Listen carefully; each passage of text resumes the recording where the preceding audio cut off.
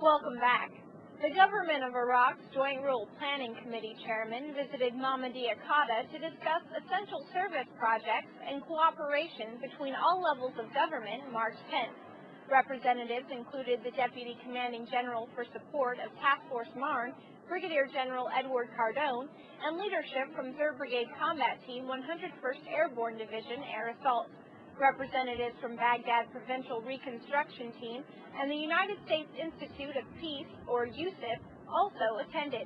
Chief of Party for USIP's Baghdad Field Office, Rusty Barber, talks about the purpose of the meeting.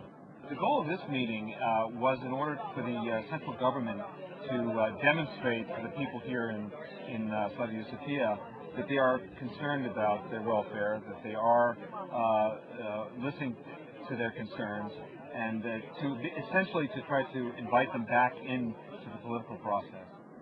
Although they are a small group in an obscure location, soldiers of the 101st Airborne Division Air Assault play an important role in bringing stability and security to Iraq. Army Sergeant Ken Hudson has this story on Operation Iron Crazyhorse. Walking down a country road where only a few weeks ago these soldiers would have certainly met with an attack of some sort, now they are forming alliances, even friendships, with residents who admit to having cooperated with Nami. Al-Qaeda had a firm hold on this piece of territory south and west of Baghdad. They saw as the Iraqis would call it, the awakening or the reconciliation, as some people call it, occurring throughout the land. They saw their village still conducting all these attacks. These are Rakazan soldiers of Charlie Company, 3rd of the 187. They operate out of Patrol Base Yusufia, a tiny outpost in the middle of a formerly volatile area. It's mostly pacified now, and according to Captain Michael Stars, commander of Charlie Company, the tenuous peace is being reinforced through relationship building. And now becomes the difficult part of reconciling them. First, really, with the Iraqi army. That's a challenge because they've been fighting and killing American and Iraqi forces for a couple of years now. Setting up checkpoints manned by local citizens has made the difference and allowed some residents who fled to return to their homes.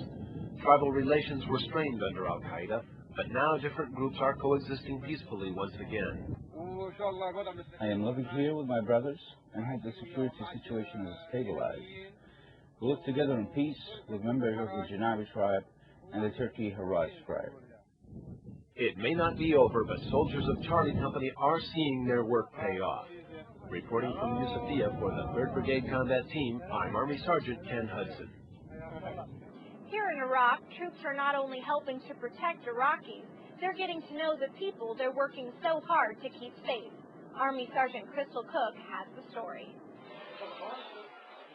Troops from Chaos Company 37 Infantry are helping to make Musayyib safe by patrolling the streets and talking with members of the community. Lieutenant Zachary Bowes, the platoon leader, said that learning simple Arabic phrases helps the soldiers build a rapport with the shopkeepers and residents. It really paid off a lot. People remember us. They remember the specific soldiers that came up and talked to them, things like that. So they'll go back to that specific soldier and say, hey, how you doing? And we recognize them, they recognize us. It's been really good. Today was a standard foot patrol through the town, and while the troops conduct security, they also listen to what messages are being put out at the mosque. Everybody, I will talk to people, will ask them what they think about the messages put out, stuff like that. And most people just laugh about it and say, we don't take any stock in what he's saying.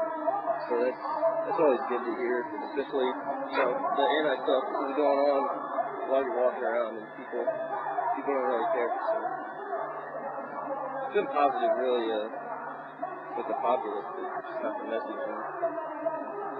So it's, I guess, 150, 200 people inside that you're worried about.